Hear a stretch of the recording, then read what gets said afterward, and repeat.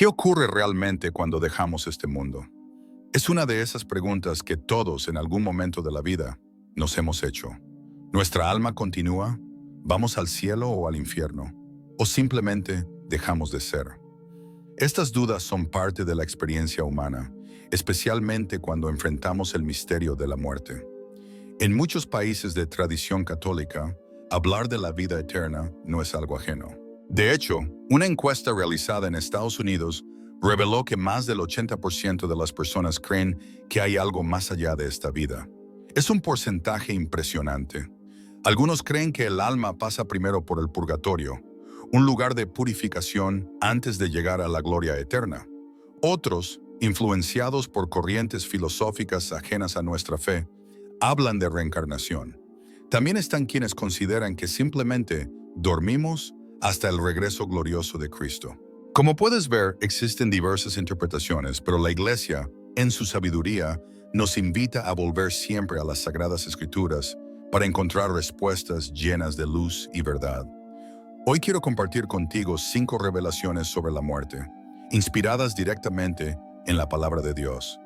Son verdades que han consolado a muchos santos y fieles a lo largo de los siglos.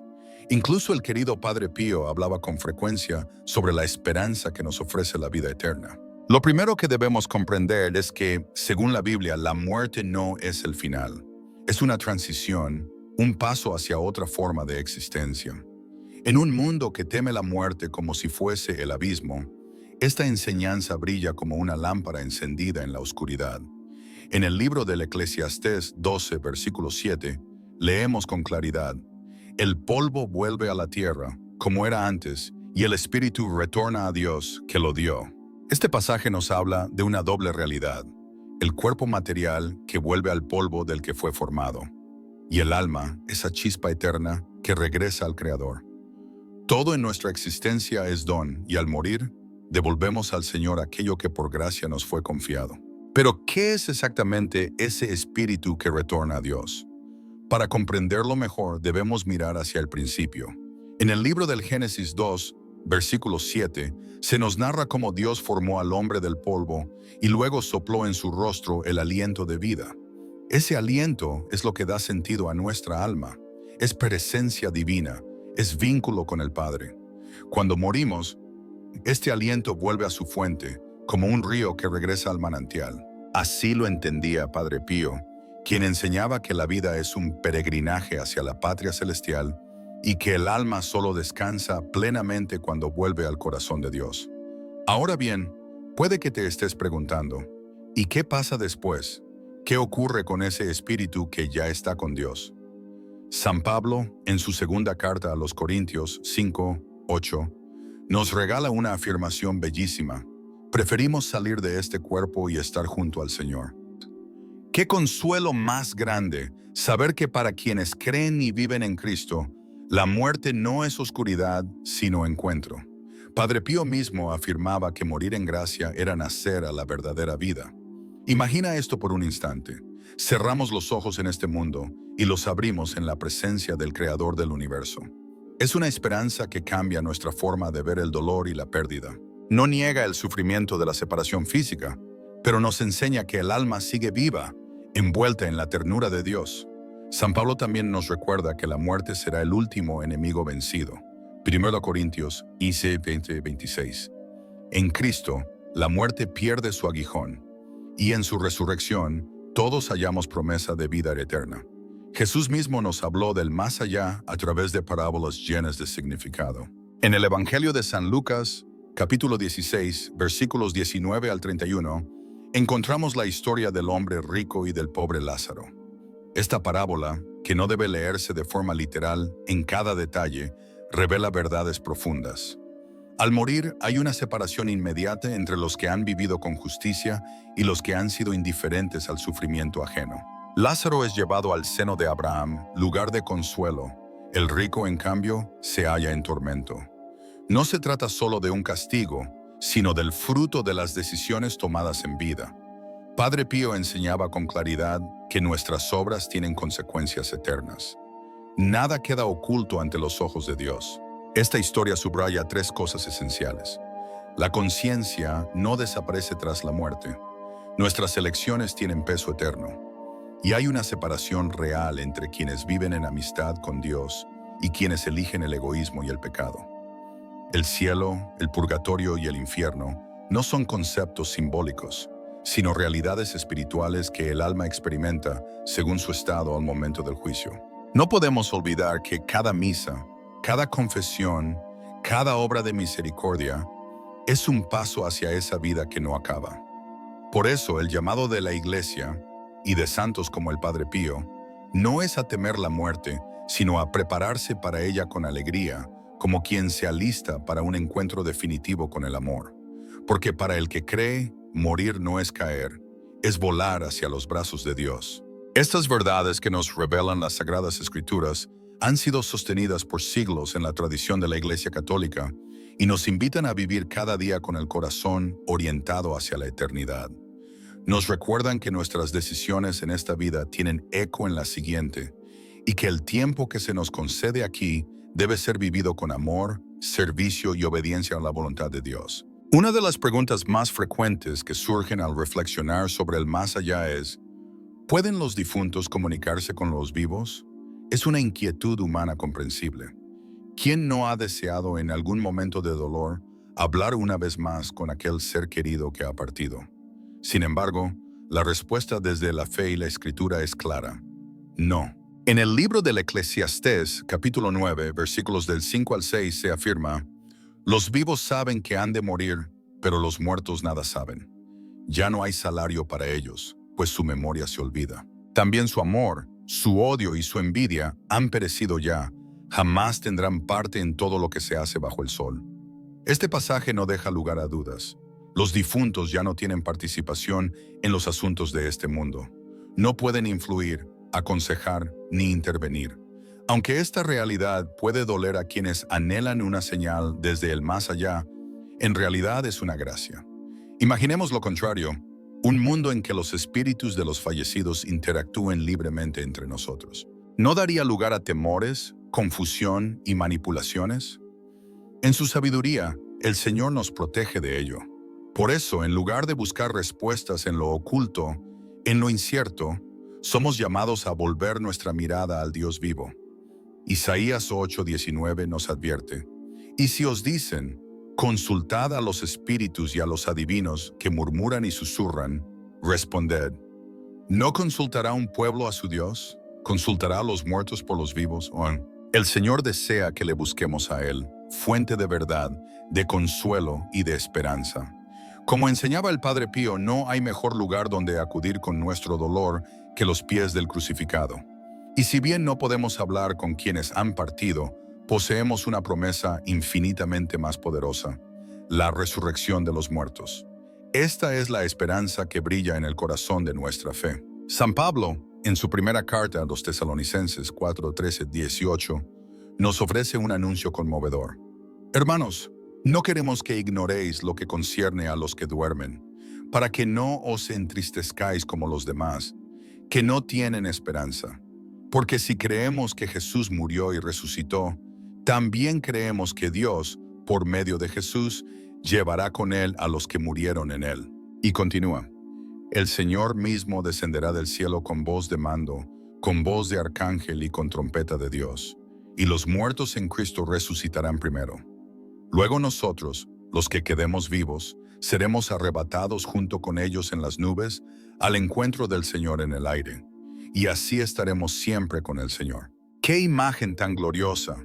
Familias separadas por la muerte volviendo a abrazarse, amigos reencontrándose, generaciones unidas en la eternidad. Y no estaremos como almas sin cuerpo, flotando en un cielo etéreo. Tendremos cuerpos nuevos, glorificados, semejantes al de Cristo resucitado. En la primera carta de los Corintios, capítulo 15, versículos 42 al 44, San Pablo dice: así también la resurrección de los muertos. Se siembra en corrupción, resucita en incorrupción. Se siembra en deshonra, resucita en gloria.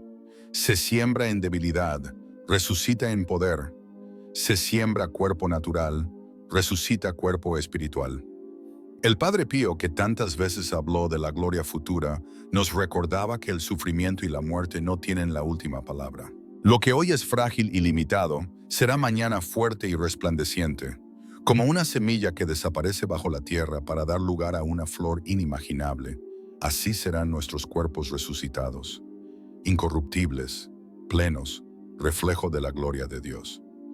Esta esperanza no es poesía ni consuelo ilusorio, es promesa viva de nuestro Señor, garantía de la vida nueva que nos espera.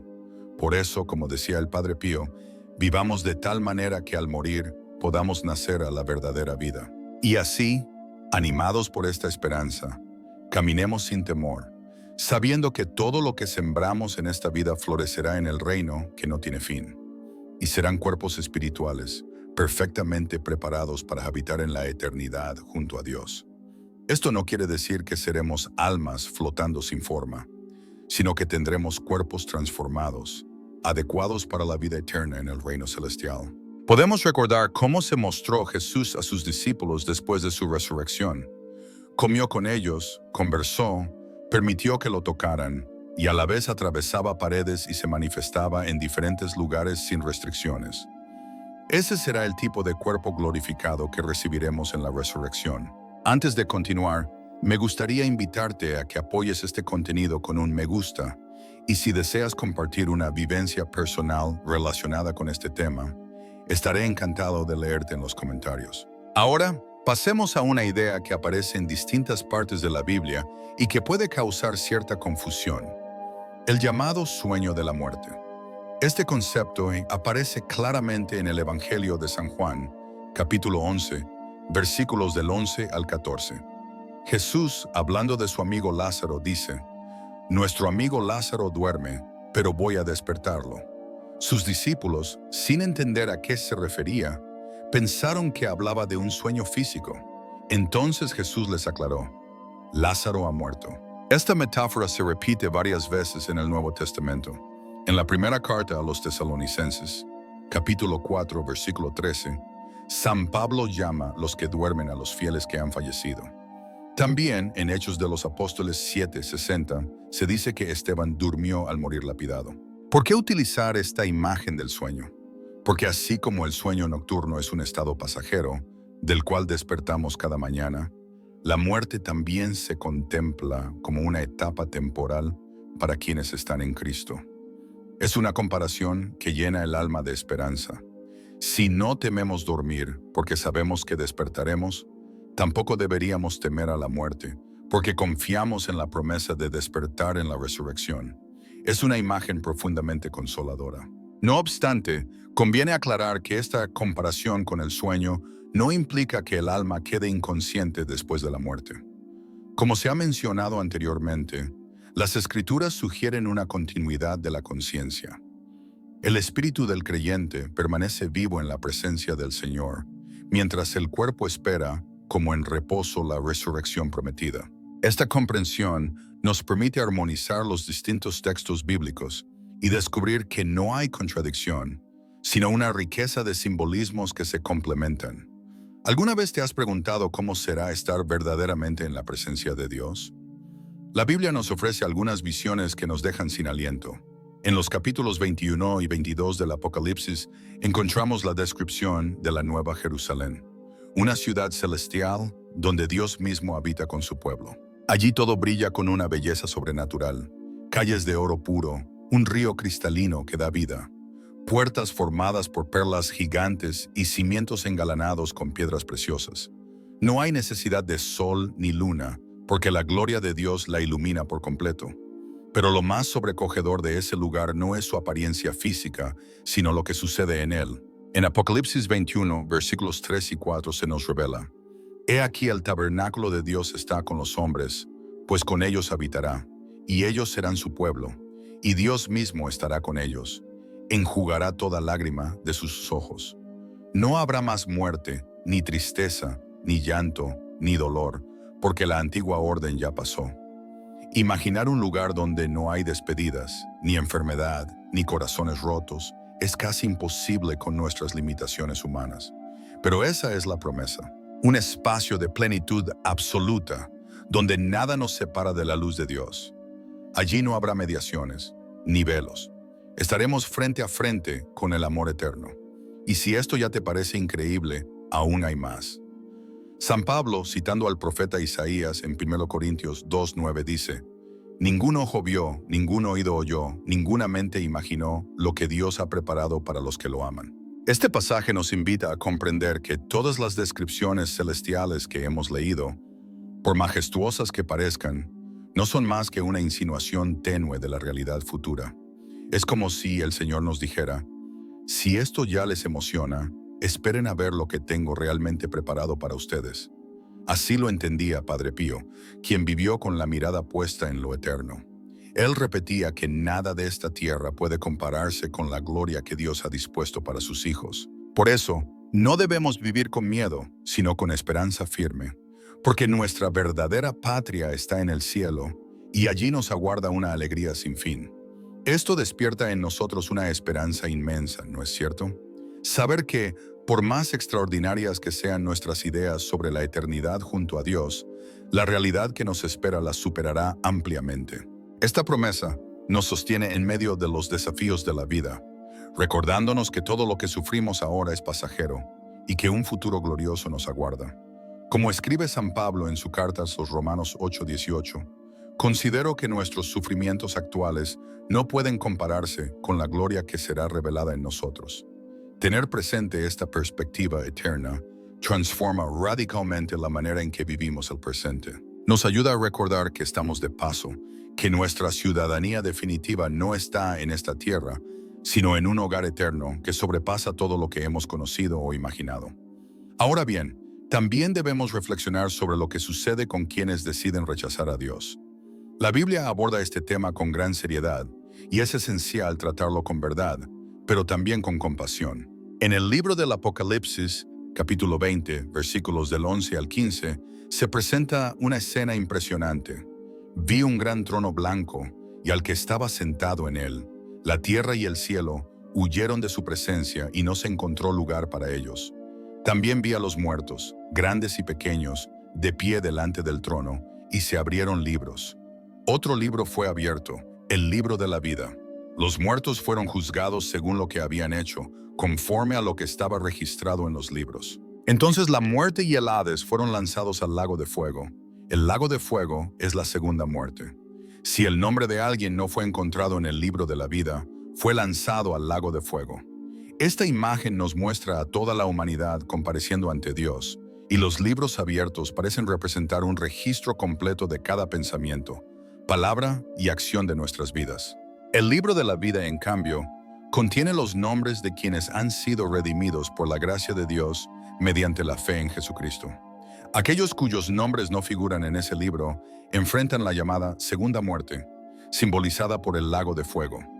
Esta figura representa la separación total y definitiva de Dios, que es la fuente de toda vida, amor y bondad. Es una realidad dolorosa, descrita en las Escrituras como sufrimiento sin fin. Pero no debemos perder de vista que Dios no desea esto para nadie. En la segunda carta de Pedro 3:9 se afirma: «El Señor no quiere que nadie perezca, sino que todos lleguen al arrepentimiento». El amor de Dios es inmenso y su anhelo es que todos los seres humanos sean salvados. Por eso envió a su Hijo al mundo, para abrir el camino de regreso a la vida verdadera. El Evangelio de San Juan 3:16-17 lo expresa así: «Porque Dios tanto amó al mundo, que dio a su Hijo unigénito, para que todo el que en él crea no perezca, sino que tenga vida eterna.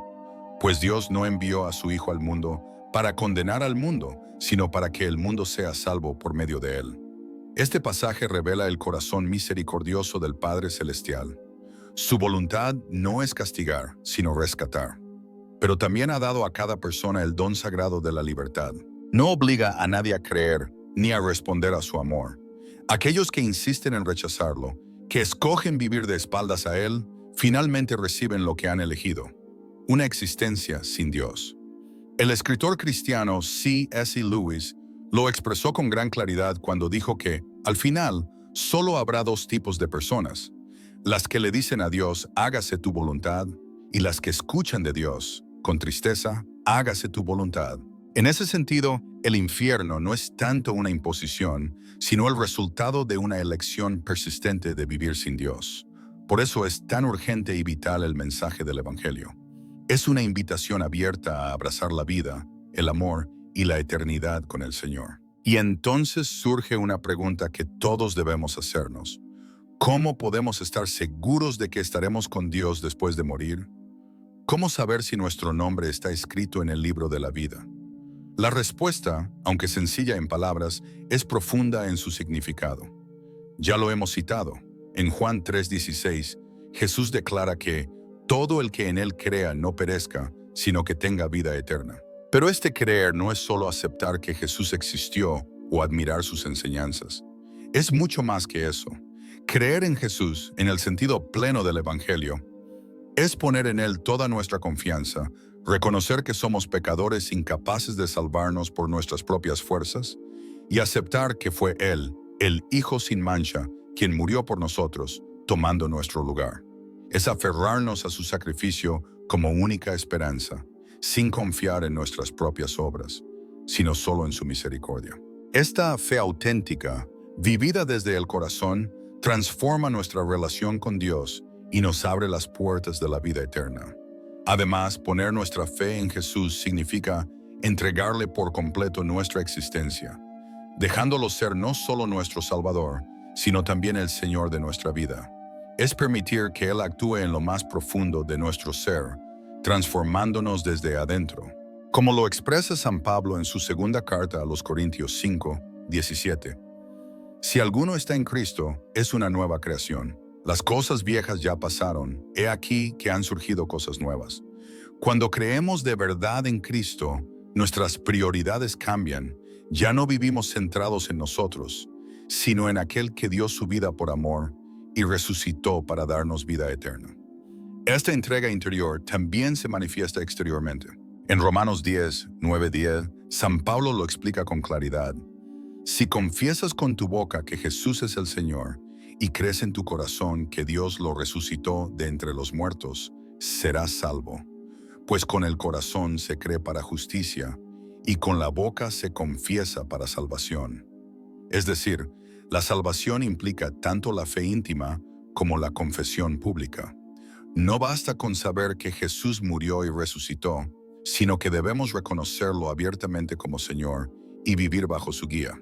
Esta confesión va más allá de unas palabras pronunciadas.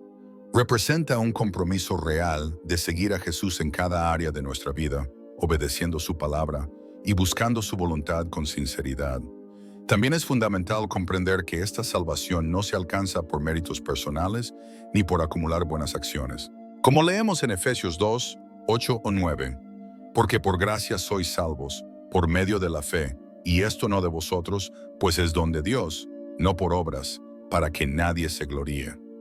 Esto significa que, sin importar nuestro pasado o lo indignos que podamos sentirnos, la gracia de Dios es suficiente si creemos en Jesús de todo corazón.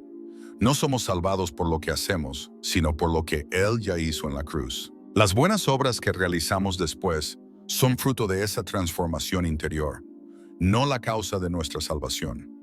Tal vez ahora te preguntes qué ocurre con aquellas personas que vivieron antes de la venida de Jesús o con quienes nunca han tenido la oportunidad de escuchar el Evangelio. Esta es una cuestión profunda que ha inquietado a muchos a lo largo del tiempo. Aunque la Biblia no ofrece respuestas detalladas para cada situación, sí nos presenta algunos principios que nos permiten confiar. Primero, sabemos que Dios es justo y misericordioso. En Génesis 18:25, Abraham pregunta, ¿no hará justicia el juez de toda la tierra? Podemos estar seguros de que el Señor juzga con equidad perfecta, teniendo en cuenta las circunstancias únicas de cada alma. Además, la Escritura nos enseña que Dios se da a conocer a todas las personas a través de su creación y de la conciencia que ha puesto en cada uno. En Romanos 1:20 leemos, porque desde la creación del mundo, los atributos invisibles de Dios, su eterno poder y su naturaleza divina se han visto claramente, siendo comprendidos por medio de las cosas creadas, de modo que los hombres no tienen excusa. Y en Romanos 2:14-15, Pablo habla de los gentiles que, sin haber recibido la ley de Moisés, Llevan en sus corazones las exigencias de la ley, escrita en su conciencia. Esto nos muestra que hay un conocimiento de Dios y de su justicia que trasciende culturas y religiones. También encontramos en la Biblia casos como el de Abraham, que fue considerado justo por su fe mucho antes de la encarnación de Jesús. Génesis 15:6 dice, «Creyó Abraham en el Señor, y esto le fue contado por justicia». Esto nos indica que la salvación siempre ha sido por fe, incluso antes de la revelación plena de Cristo. Quienes vivieron antes de Él fueron justificados por su confianza en las promesas de Dios, así como nosotros lo somos hoy al mirar hacia la cruz. Sin embargo, ahora que la buena nueva ha sido revelada, tenemos la misión de compartirla con todos los pueblos.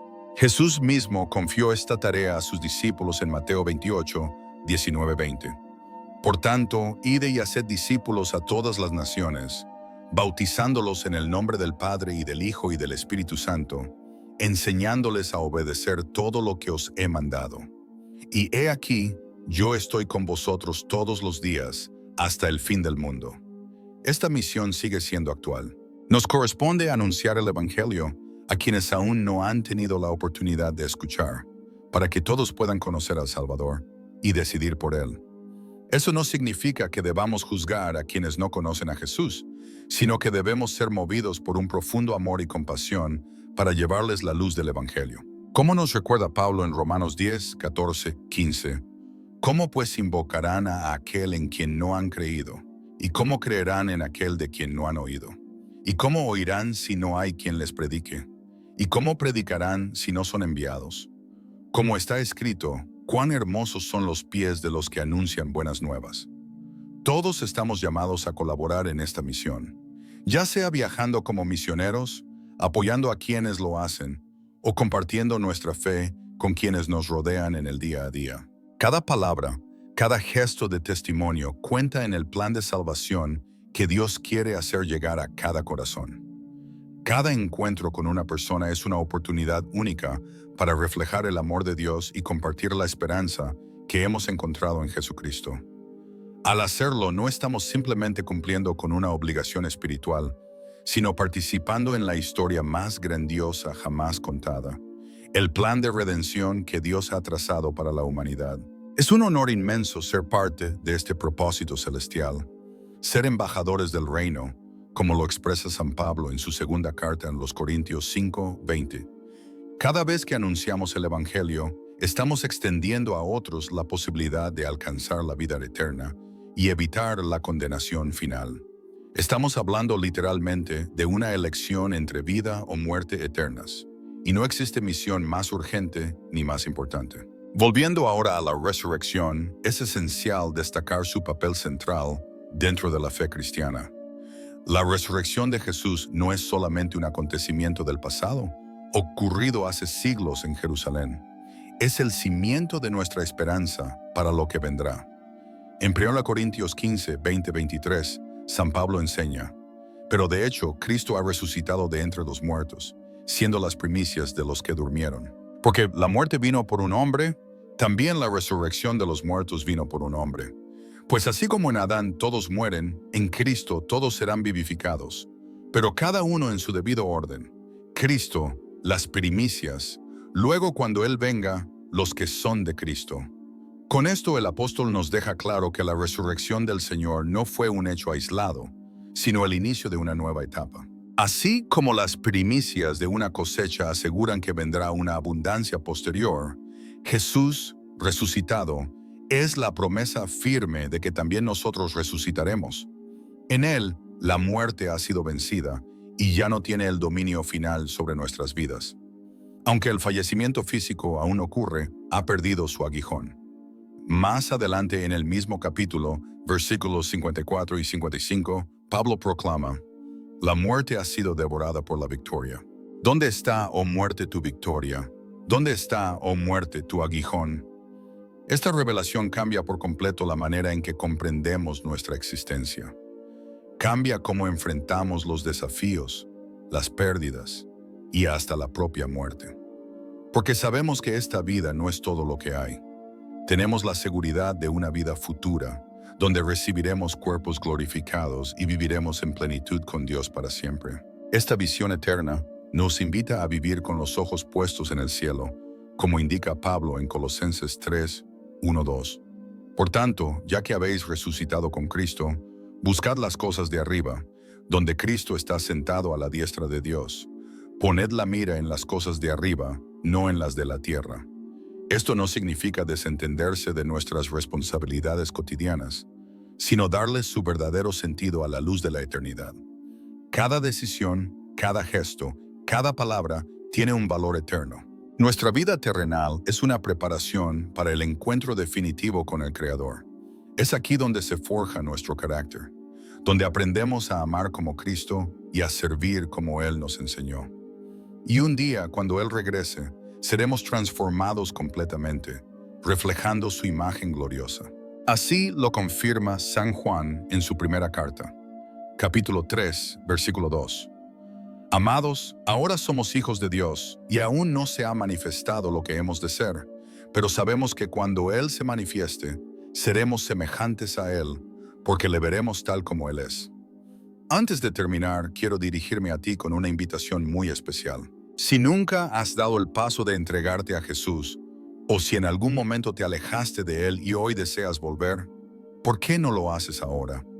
No hay mejor momento que este para asegurar tu destino eterno. En 2 Corintios 6:2 leemos: He aquí ahora el tiempo aceptable, he aquí ahora el día de salvación. No sabemos lo que traerá el mañana, pero sí sabemos que hoy tienes la puerta abierta. Dios te espera con los brazos extendidos, dispuesto a acogerte en su familia. No importa cuál haya sido tu pasado, ni lo lejos que creas estar, su gracia es más grande que cualquier error. Como proclama Isaías 1:18, aunque vuestros pecados sean como la grana, como la nieve serán emblanquecidos. Aunque sean rojos como el carmesí, vendrán a ser como blanca lana. El Señor está dispuesto a perdonar, a restaurar, a darte un nuevo comienzo. Solo necesitas acercarte con sinceridad, con un corazón arrepentido y poner tu confianza en Jesucristo.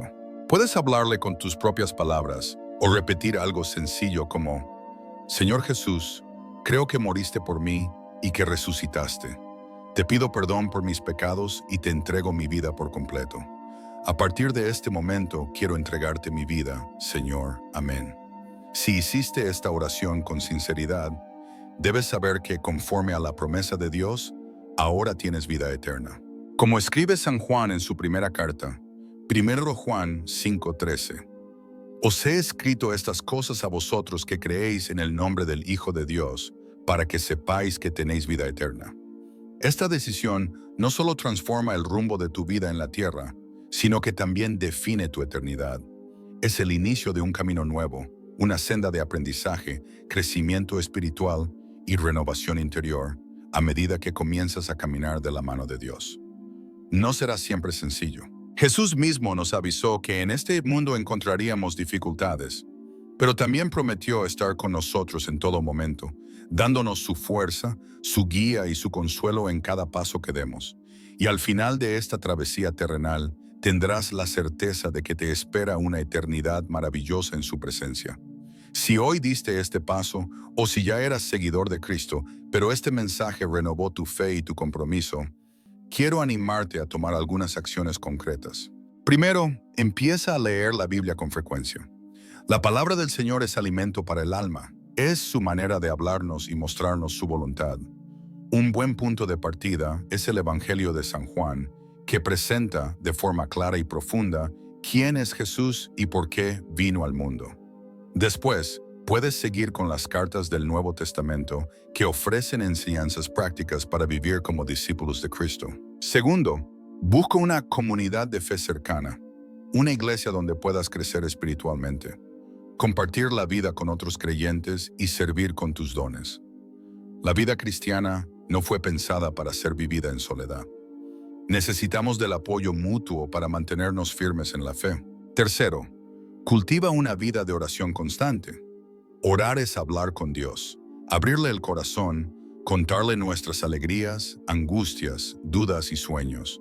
A medida que desarrolles esta relación con Él, descubrirás que la oración se convierte en una fuente inagotable de fortaleza, paz y dirección. Cuarto, empieza a compartir tu experiencia con los demás. No hace falta tener respuestas para todo, basta con contar lo que Dios ha hecho en tu vida. Te sorprenderá cuántas personas están esperando escuchar una palabra de esperanza auténtica. Para terminar, quiero dejarte una reflexión profunda. Entender lo que la Biblia nos dice sobre lo que viene después de esta vida no debe llenarnos de temor, sino de esperanza y propósito. En 1 Corintios 15, 54-58, Pablo concluye su exposición sobre la resurrección con estas palabras poderosas. Cuando lo corruptible se vista de incorrupción y lo mortal se vista de inmortalidad, entonces se cumplirá la palabra que está escrita. La muerte ha sido devorada por la victoria. ¿Dónde está, oh muerte, tu victoria? ¿Dónde está, oh muerte, tu aguijón? El aguijón de la muerte es el pecado, y el poder del pecado es la ley. Pero gracias sean dadas a Dios, que nos da la victoria por medio de nuestro Señor Jesucristo. Por tanto, hermanos míos amados, manteneos firmes e inconmovibles, siempre abundando en la obra del Señor, sabiendo que vuestro trabajo en el Señor no es en vano. Estas palabras nos recuerdan que en Jesús tenemos asegurada la victoria final sobre la muerte. El pecado, que le daba poder a la muerte, fue vencido en la cruz. La ley, que nos señalaba con culpa, fue cumplida en su totalidad por Cristo. Ahora vivimos con libertad, con esperanza, sabiendo que nuestro futuro está en manos seguras.